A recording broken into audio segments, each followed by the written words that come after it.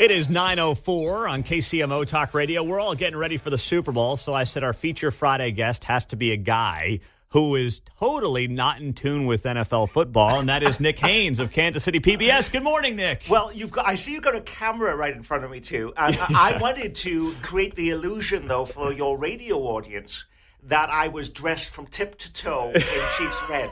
And actually, we were doing a challenge with the public television station in Philadelphia, and they asked me to do it. And they said, "Hey, Nick, can you bring in your Chiefs shirt and cap?" And I said, "What Chiefs shirt and cap?" So I'm dressed in blue today, and that is because I want to be passionately dispassionate. And I'm doing that today. Yeah, well, listen, I am super excited to have you here. We've got a lot going on in Kansas City, and glad you're a part of it on KCMO Talk Radio. With that being said, I want to just start off, and listen, we'll talk about what this game means. Yes. And I do want to get a prediction from you, even though you maybe not know what you're talking about. What does this game mean for the city? You've been here for, 35 years now? Yes, 35 absolutely. years. Yeah. So from what you see from just a Kansas City camaraderie, business perspective, economic perspective, how big is this moment right now for this town and what we've been living through the last few years? Well, I think it's really important that, in a community that does not have mountains and oceans and what have we got to offer the rest of the nation? And the Chiefs have been this gift that keeps on giving. And I can't remember a time when we've been more in the national news because of the Chiefs and the Taylor Swift connection to all of this. And so that has to boost our tourism and interest in this community. And I think I might have shared with you, I was back at a funeral earlier this year in the UK, and everyone was talking about the Chiefs. They seem to know everything about it. That was a very new phenomenon. Most people have no clue what American football is. They think it's a silly game. Now all of a sudden it became a big deal, and so all of those cultural connections have made it. When they say Kansas City is a world team, I've experienced that myself.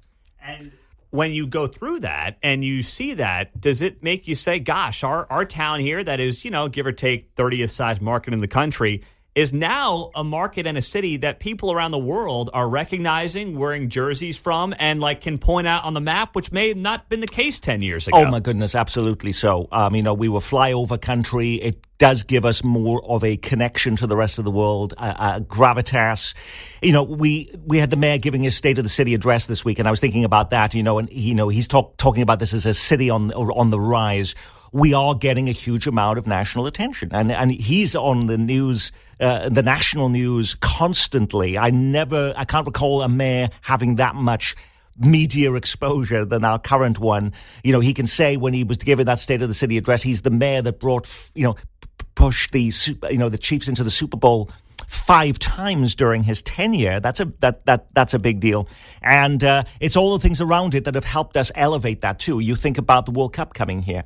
The fact that we have that stadium and all of the gravitas around that allows us to even host a World Cup next year. Has Lucas's luck of being here during the Super Bowl run benefited him in a way that, let's be honest, he has no control? He just kind of fell into this, right? I mean, he got lucky, and there's nothing wrong with getting lucky, but he got lucky to be the mayor at this time in Kansas City history.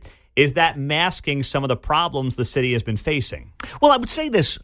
You think about when he came in, we then had COVID. And you can say, oh, my God, that could have been the unluckiest time for a mayor to ever take office. And he steered the ship through that and managed to come out the other side, nobody bothered to challenge him of any great extent other than Clay Chastain, and wins handsomely. But yes, I mean, it does help. These are the things that people care about. This sense of that we're doing great things, and we are. And other than the Olympics, we seem to be bringing every single thing to town. Even, I know soccer isn't your big deal, but when the Casey Curran Stadium opened, we have national news networks are bringing their entire morning show to Kansas City because of of that event. That's sort of quite extraordinary. That's true. I will give you that. But I look at it, too, and I say, how much of that is Kathy Nelson with the Kansas City Sports Commission, right? Isn't that a large part of her job? Of course, it's a team of people. Yes. Of course, it's a team of people. And you can say the Casey Curran, Patrick Mahomes and his wife were investors in that. Had the Chiefs been terrible, well, perhaps Patrick Mahomes is the real reason why the Chiefs have been terrible.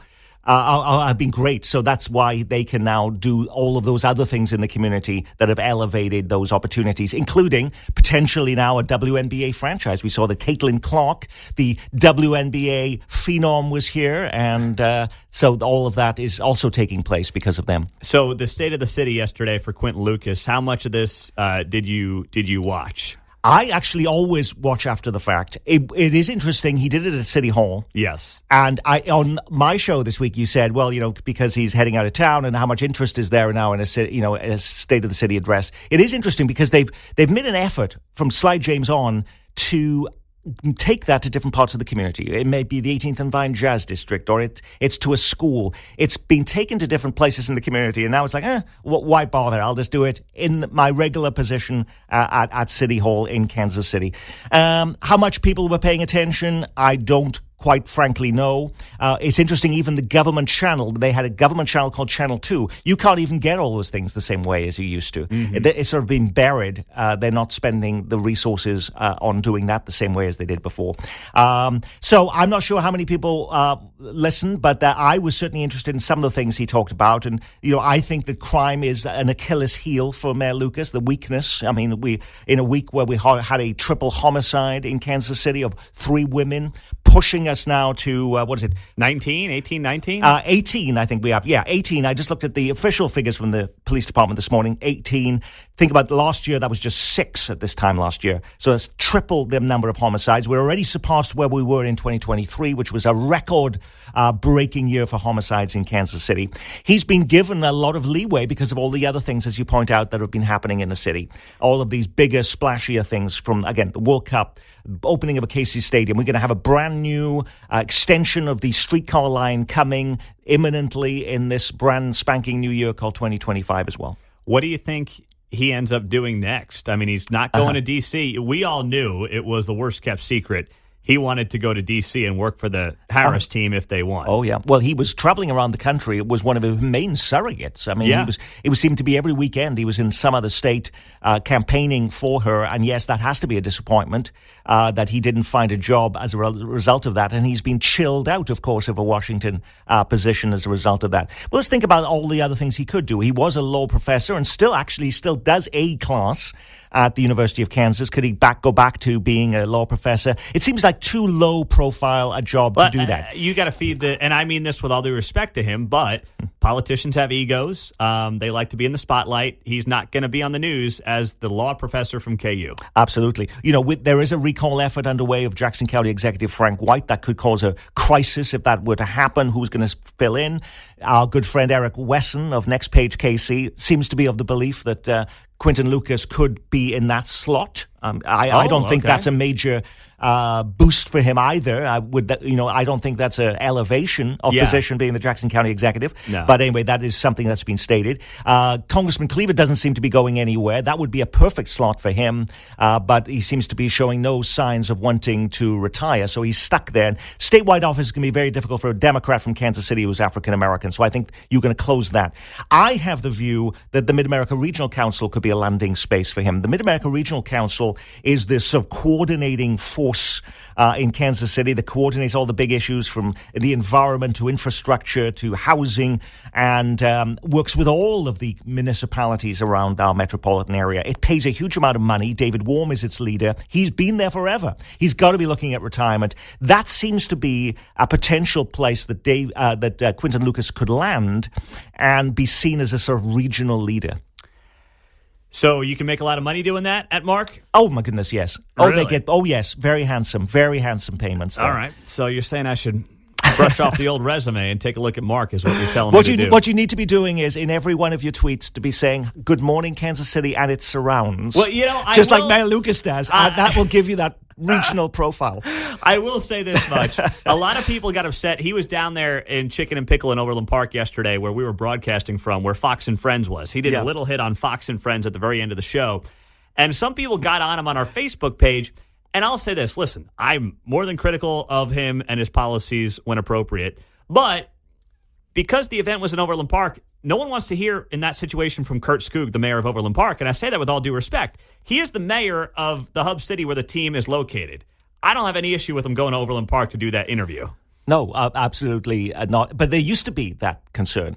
I remember when Emmanuel Cleaver was mayor, and there may be some racial incident or something in Johnson County or something that would come up. And then he would start speaking out about it, and how the howls of protest. How dare one make those types of statements in another person's state, that he was the mayor of Kansas City, stick to your lane. So we've always had those little jurisdictional differences. I'm going to tell you another one that actually is happening right now. There's a congressional housing summit coming to Kansas City, and so I've been meeting with Congressman Mark Alford, the Republican from Missouri in the 4th District. It was supposed to have a California congressman who is the co-chair of the Real Estate Caucus, and Emmanuel Cleaver. Well, Emmanuel Cleaver was feeling pressure to back out because they don't want to be seen to be cooperating with Republicans. We were going to do it at the World War I Museum. And so all of a sudden, I've found out Emmanuel Cleaver's backed out. We can't do it at the World War I Museum because it is actually an ethics violation, apparently, for a congressman to go into somebody else's district to hold like a congressional So Cleaver summit. would have had to have been the host. He would have to have been part of it. And the fact that he's not part of it then is a violation that Mark Alford, who's in the 4th District, could go to the World War I Museum and do this broadcast with us. And the California congressman. It's kind of an amazing deal, and I was completely unaware of it, and I couldn't quite understand the whole thing. But jurisdictional differences and these boundary differences still have a major effect. Was it Ro Khanna in California? It was not. Okay. I know him and Alford are close. Okay. All right. Interesting. Well, that's disappointing from Cleaver, though. That's just me talking now, of course, not Nick. But that's.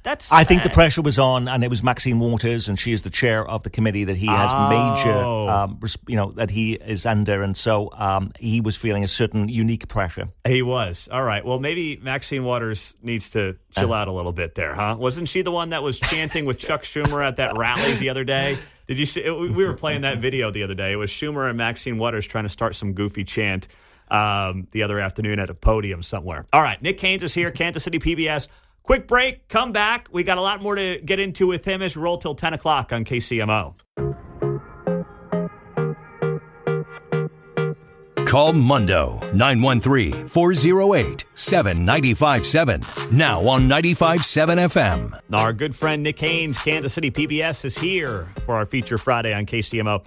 Nick, you obviously have moderated, is it fair to say, hundreds of things during your career around Kansas City? Absolutely. And I've been a part of your panels. I mean, the one that really sticks out to me and is burnt into my memory is the one on reparations we did about 2 summers ago. Yeah. Where was that? You remember where that was? The reparations, wasn't that at the University Academy? Yes. It was, isn't it? Good in Kansas memory. City, Missouri. Yes. Good memory. Charter school. Yes. Which, by the way, because, we wanted to do that at the Center High School. Okay. And we were told, Paseo High School, should I say, which we've done before, great theater, wonderful location. They all said yes. And then when they knew what the topic was, they backed out. Oh. And so, choosing venues, being in certain places can often be challenging, and certain organizations don't want to be involved in something that might be controversial. And one of the things I do appreciate about you and respect about you is that you really try to give everybody a fair shot, whether it's on the show Week in Review, whether it is, in a situation like that where I'm the guy who's there against reparations and I've got 75% of the audience against me. You're fair about this, and I respect that. But how hard is it for you to moderate some of these things? Because it's not as easy as you make it look. That is very, very nice of you. I really work hard at it. I do host lots and lots of events, even just community things that are much smaller, because that actually helps me do a better job with the big things. And so, but certainly coming from a different country originally, in the United Kingdom, coming here, even though I've been here over 30 years, gave me a certain sense of outsider status, didn't have the same norms that I had to follow as others.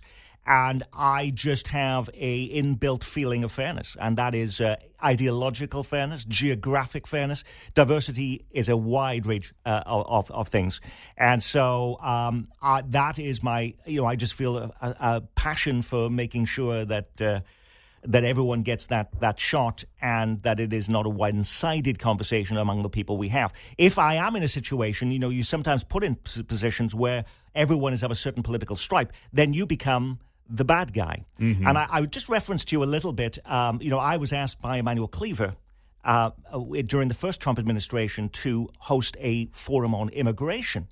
and it was absolutely packed to the gills, and it was very, very disruptive. And because the panel was all folks who believed that we needed to be hands off when it came to doing anything in terms of controlling immigration, I then my Nick Haines kicks in, which is I then have to be the devil's advocate on this and push them to talk about the consequences of those actions, and then you become the bad guy, and then you got the public, and then shame on you, Nick Haines, as an immigrant, you should be. I mean, they're like chanting at me, but I welcome to my world. I do feel. Then when you're in that situation, then you have to present that, the onus is far more on you to do that. But my favorite thing to do is just to moderate conversations where you have an even group of people. That was certainly true of the stadium tax debate, where we had a great mix of folks on all sides of the stadium tax, which we did at the Plaza Library, a very contentious debate and very raucous. But people had their shot, everybody had their chance, and then people get to make up their own minds without me putting my thumb on the scale. Well, it's easier for you, and you, if you're doing your job well, which you do, you want to have a balanced panel because then you don't have to be the devil's advocate or the bad guy. Yeah. I mean, that's what you should want if you're doing it well, and you do it well. So, not every organization does it that way, though. Well, you're right. We're in a community where people don't like that, in a sense of organizations like to be in their own bubbles. Yes. And you hear about Kansas City niceness or whatever, and there is that sense that there are very few places you can go today in Kansas City and have those, and where you hear people of different points of view in a same panel. It doesn't happen very often. That's true. You're one of the few places where you can actually get that. And how tough is that? Let's be honest. Under the PBS umbrella, that can't be easy sometimes to literally try to be down the middle. It's all about relationships. And I'll give you one example of that. Like everyone wants to do, say, a governor's debate or something of that nature, and how you can get these people. And I always say it's all about the relationships. What have you done to build that rapport in advance of that? And so an example of that was over a year before the governor's debate, they had the Holocaust Museum, the Holocaust exhibit at the Union Station. I was there at the VIP event, my wife and I, and we went through it with Laura Kelly, the governor of Kansas. And said, hey, we're going to do this debate, whatever, remember me from blank. And she says, Nick, whatever you need.